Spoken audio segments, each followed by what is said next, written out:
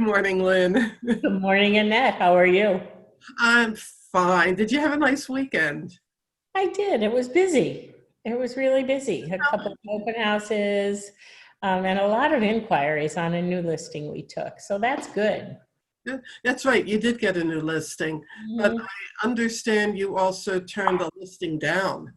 And I'm a little bit, I want to ask you about that because the way we make money is by listing properties. And if you said to somebody, I don't want to list your property, I'd like to know a little bit more about that. Well, the way we make money is actually listing them and then selling them. So if I get together with a seller who either has terribly unrealistic ideas about what the property will bear based on current market conditions, Mhm. or if there isn't that sense of partnership that we really need in order to be successful when preparing the property for market, then I'll get the listing it down to a science, but I won't get the selling it done at all. And that doesn't serve anybody, right? Well, yeah, some people think that we get a salary and expenses in our jobs. I'm laughing out loud. Wouldn't that be nice? Um, No. Sometimes, excuse me, it would be nice, but there are benefits to not getting those as Well, well. and most of our clients think that the entire 4 to 6% that's charged goes in our pockets. Uh, And boy, that sure isn't true either. We end up with only a fraction of it, right? we'll spend another session talk about commissions, Yes. but tell me about this particular property. What was it about the property that made you say, hey, I need to do something else here? Well, I always do some homework before I go visit a seller. Hmm. And on paper, I could see no reason that this house wouldn't fly. It was very well priced, one of the lowest priced properties in a very upper end town with great access to Boston Metro. Everything on paper said it should fly, and yet it had been on the market for several months unsuccessfully. So you have to take a good look at why. And that investigation began when I first pulled up to the curb, and the house just looked terrible. Weeds and overgrown planting and a door that was broken and broken panes of glass. It wasn't just lacking curb appeal, it really spoke of benign neglect. Okay. Now, Okay, that was warning bell number one. okay. And number two? Number two was going into the house. It was a very unusual house with a non-traditional layout. It was a small home built in the late 1890s, to which a contractor had added a wing 4 times the size of the house. Okay. And he just sort of stuck it on the back without integrating the two. So old didn't gracefully meet new. Old was slapped in the face by new. Hmm. And it was very hard to tell the story of that house. And it was ill kept, poorly maintained, dirty, and the seller wasn't willing to make any of those adjustments, Okay. nor lower the price. So you're saying that if I can extrapolate a bit, if the price is right, you can sell just about anything. Well, sure. No question about it. Put it on the market for $50,000 and see what happens. Um, and yet, our job is to advise the seller on ways in which he can get the most humanly possible given today's market conditions, right? So tell me, what was the asking price of this house? Asking price was just under $1 million.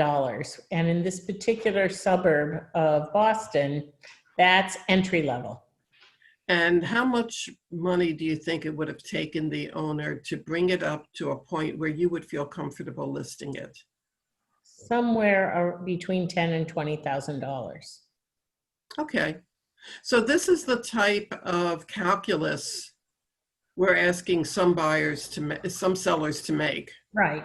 Well, my feeling is either reduce the price by 100K, Hmm. put 20 in to get what you're asking. Because the first impression Unfortunately, walking into that house was right into a very tired old part of the house that was in disrepair, dim lights, dirty walls, cobwebs, broken panes of glass. And then you want to miraculously step into the new area, which could be very lovely, but had an unusual floor plan. So you couldn't even figure out, well, where am I supposed to sleep? And where is the dining room? And my experience is that most consumers are very uncomfortable in a home if they don't know what the rooms are supposed to be for. Now, I'm going to take you to another step. How do you show them what the rooms are for? Well, there are a lot of ways to do it, but the easiest is to work with a great and creative stager who brings furnishings in that demonstrate livability. So create a beautiful playroom and or sitting area, create a lovely dining room, and guide people through it. Now, that doesn't mean people will always live and use the space that way, but it gives them an amazing starting point. Okay. So then if we had to have the moral of the story, it would be? As a listing agent, I always give my clients everything I've got. The best of all the expertise I've gathered over the 20 plus years, all of the resources that I've accumulated to help get their property sold for a great price. And I don't want to work with people who are unrealistic about that price versus condition continuum. I just about knocked my computer off the table. I don't want to work with clients who don't understand that the market will bear only what the market will bear.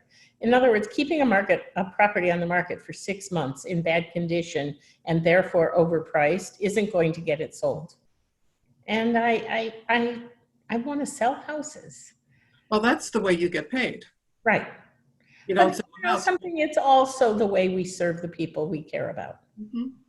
And I can't help a guy who's entrenched in a price that the market won't support in the current condition.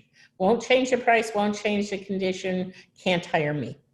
Well, that means you're not going to be successful. And if you're not successful, you I don't. starve, I don't pay my own mortgage, right? Okay. Well, I thank you, Lynn. I think that's offered a lot of insight to some people. Maybe next week or the week after, we'll talk about pricing and what's involved in it, That's because a really good idea. I think that people think that wanting a price gives them that price, and it isn't always so. oh, we could spend another 2 hours. We don't have the time today. I don't know about you, but I've got to get to I've got work. a lot to do. Okay. Well, I'll Okay, see you here, same time, same station next week. you got it. Take care. Bye-bye.